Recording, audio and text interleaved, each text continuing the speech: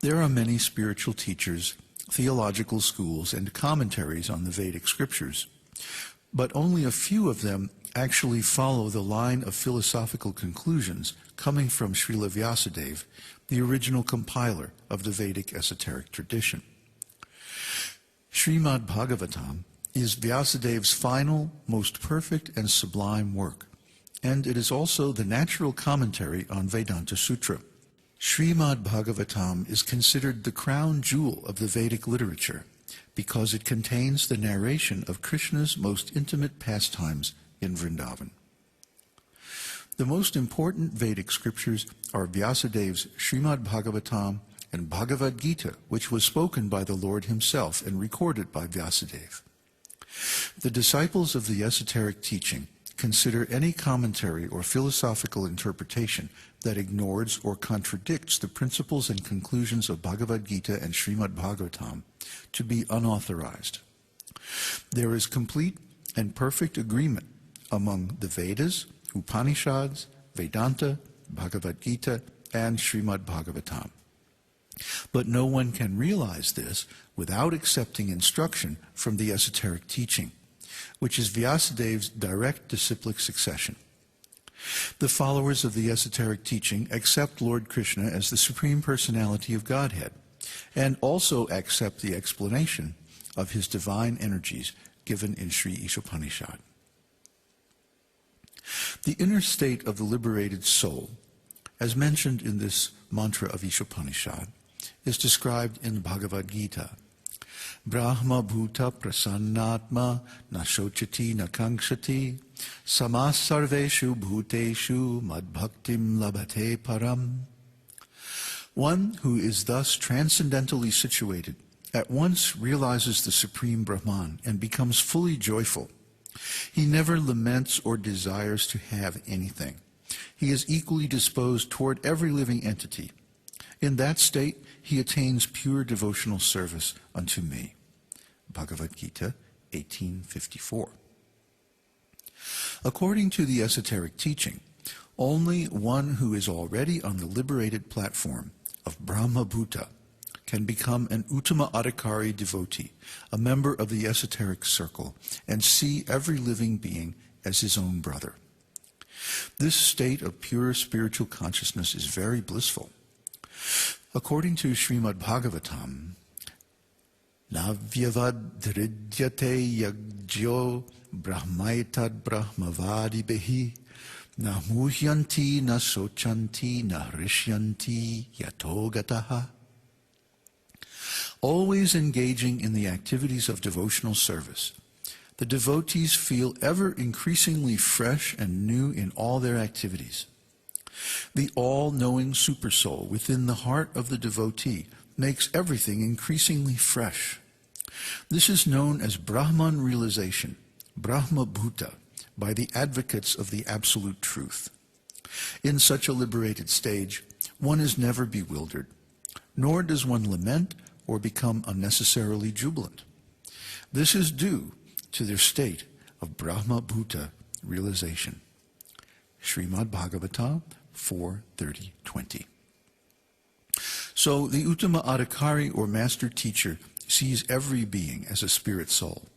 He sees them spiritually and treats them spiritually as part and parcels of the Supreme by giving them transcendental knowledge and saving them from further suffering in material existence. This most excellent occupational duty is the exclusive province of the self-realized Uttama Adhikari or Paramahansa, the master teacher of the esoteric teaching. So it's a fact that if we are in spiritual consciousness and seeing everything and everyone in relationship with the Supreme Lord, who is their origin and controller and destination, then we cannot hold antipathy or hate or any other mundane emotion within our hearts. We'll become purified by this vision of all these nasty things in the heart: avarice, lust, greed, envy, laziness, and sadness, depression, lamentation, desire, hankering, any form of feeling incomplete is vanquished by consciousness of the complete whole. And in addition, this consciousness also purifies our heart of hate. Hate is a disease of the soul based on envy. And we see in this material world that there's an awful lot of hate, violence, so many wars, so many revolutions, all based on hate. And because this material world is like a jungle, and people who are in materialistic consciousness are like the wild animals, lions and tigers in this jungle. And they're simply hunting for material resources to exploit and falsely claim as their own. And therefore they entangle themselves in the complexities of cause and effect, karma. Therefore they have to take a material body again and again and again and again until they finally turn towards the Lord and see everything in relation with Him. And that is the whole point of this esoteric teaching, to be conscious of the Supreme Lord. And once we attain that consciousness, then so many unclean things are removed from our hearts and we actually become happy. Brahma bhuta prasannatma na sochati na kaṅkshati. Na sochati means no lamentation, na kaṅkshati means no hankering. So prasanna means I feel good. Prasanna is the natural good feeling of spiritual consciousness. Because when our consciousness is turned within and contemplating its own nature, then it naturally becomes blissful.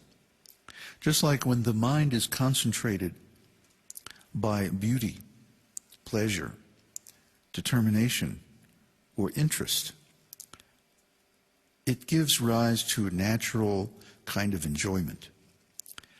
Similarly, when the mind is concentrated on the Supreme Lord through practices of bhakti yoga, hearing and chanting and so on, and especially by the process of seva, where one dedicates his energy and time and effort to the cause of the Supreme Lord, one feels a very suffused kind of bliss that never goes away. This is very hard to describe to a person whose happiness depends on materially conditioned objects. If one gets the object of his desire, then he has a little temporary happiness, and then of course it goes away. And he has to find something else to try to enjoy. But the person in spiritual consciousness is happy all the time.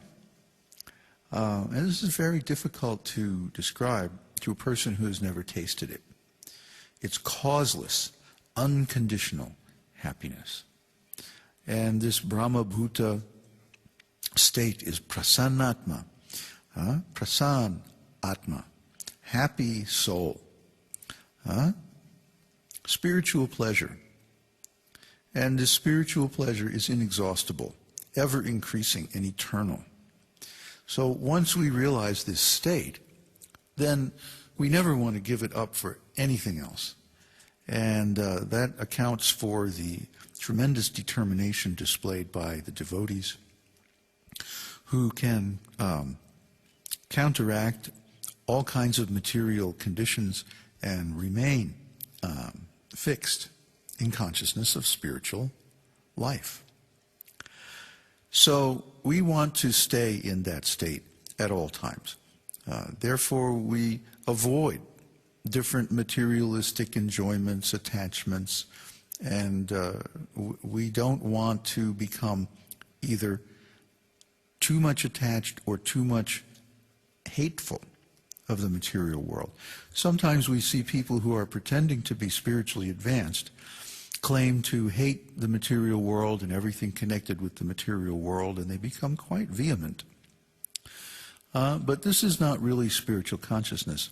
A real spiritual person doesn't hate anything. As we described, there are 3 levels of realization.